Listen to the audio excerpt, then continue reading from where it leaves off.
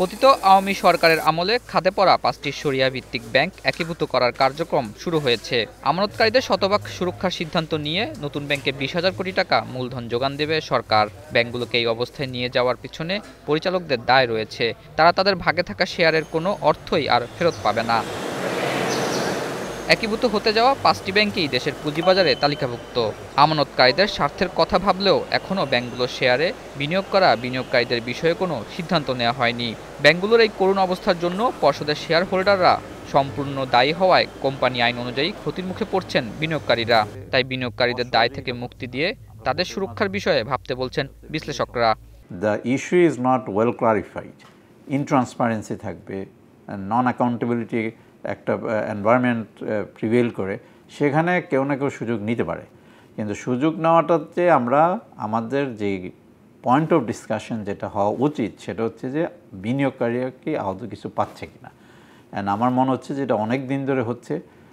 This should be clarified without further delay. কারণ আমরা মোটামুটিভাবে বিনিয়োগকারীদেরকে যথেষ্ট ডিপ্রাইভড এই মার্কেটে এসে আমরা আর ফার্দার সিচুয়েশনটা ওয়ার্স করতে চাচ্ছি না, যে এটা ক্লিয়ার হয়ে যাক যে পাবে কি পাবে না।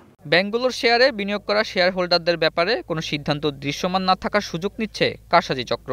৫ আগস্ট হাসিনা সরকারের পতনের পর ব্যাংকগুলোর আসল আর্থিক অবস্থা সামনে আসলে প্রতিটি শেয়ার ২ থেকে ৫ টাকার মধ্যে নেমে আসে। এতে মিথ্যা তথ্যের মাধ্যমে শেয়ারগুলোতে কারসাজি করে মুনাফা হাতিয়ে নেয় চক্রগুলো।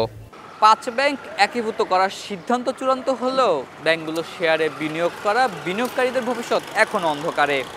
তাদের বিষয়ে কোনো সিদ্ধান্ত না আসায় সেই সুযোগ কাজে লাগিয়ে ব্যাংকগুলো শেয়ারে কারসাজির আশঙ্কা করছেন বিশ্লেষকরা। তাই বিনিয়োগকারীদের স্বার্থ রক্ষায় সিদ্ধান্ত নিয়ে ব্যাংকগুলো শেয়ার লেনদেন সাময়িক বন্ধ রাখার পরামর্শ দেওয়া হয়েছে। তথ্যমতে আর্থিক অবনতির কারণে ১ বছর আগে থেকেই ব্যাংকগুলোর প্রতিটি শেয়ার অভিহিত মূল্য ১০ টাকার কাছে লেনদেন হয়ে আসছে। একীভূত হওয়ার সিদ্ধান্ত নেওয়ার পরও দাম নেমে আসে ৫ টাকার নিচে। ব্যাংকগুলো শেয়ার কিনেছেন এমন সাধারণ বিনিয়োগকারীদের বিষয়ে কোনো সিদ্ধান্ত না হওয়ার পরও শেয়ারের দামে ঊর্ধ্বমুখী প্রবণতা দেখা গেছে। এর পিছনে কোনো চক্রের কারসাজি থাকতে পারে বলে মত বাজার বিশ্লেষকদের। তারা বলছেন বিনিয়োগকারীদের বিষয়ে কোনো সিদ্ধান্ত না আসলে শুধু নজরদারি করে এই কারসাজি বন্ধ করা যাবে না।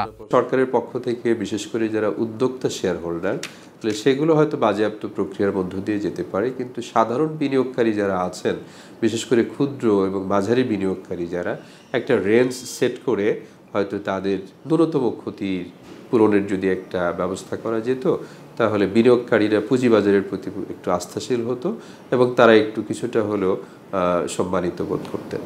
ব্যাংকগুলোর শেয়ারে কারসাজির মাধ্যমে বিনিয়োগকারীদের ক্ষতিবন্ধে একীভূত না হওয়া পর্যন্ত লেনদেন স্থগিত রাখার পরামর্শ বিশেষজ্ঞদের।